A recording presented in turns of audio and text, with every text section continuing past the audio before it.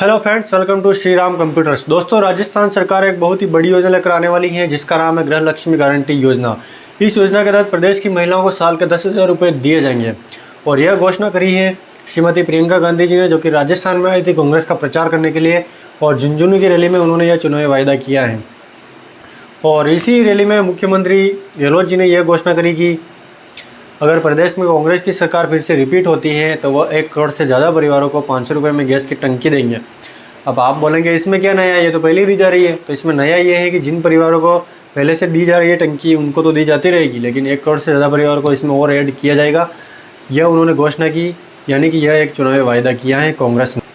हालांकि यहाँ पर दोस्तों मैं ये भी बता दूँ कि सरकार की काफ़ी सारी योजनाएं पहले से ही पेंडिंग चल रही हैं, पूर्ण नहीं हो पाई हैं अभी तक।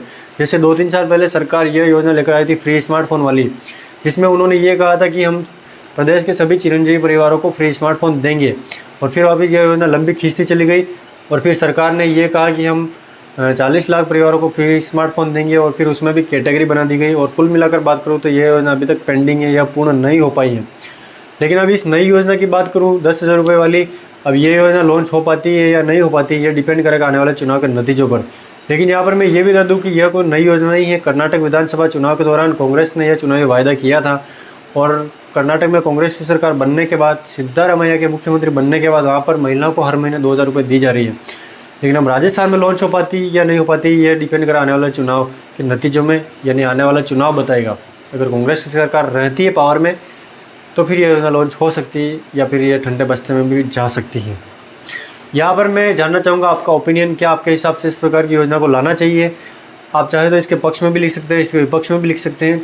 जैसे कि इस प्रकार की योजना से महिलाओं का सशक्तिकरण होगा और इस प्रकार की योजना से जो महिलाएं हैं उनकी आर्थिक स्थिति में सुधार होगा। या फिर चाहे तो आप इसके विपक्ष में भी लिख सकते हैं कि भाई इस प्रकार की योजनाओं से राजस्थान का जो राजकोषीय घाटा है उसमें भी इजाफा होगा और इस प्रकार की योजना लाने से लोग काम करना बंद कर देंगे।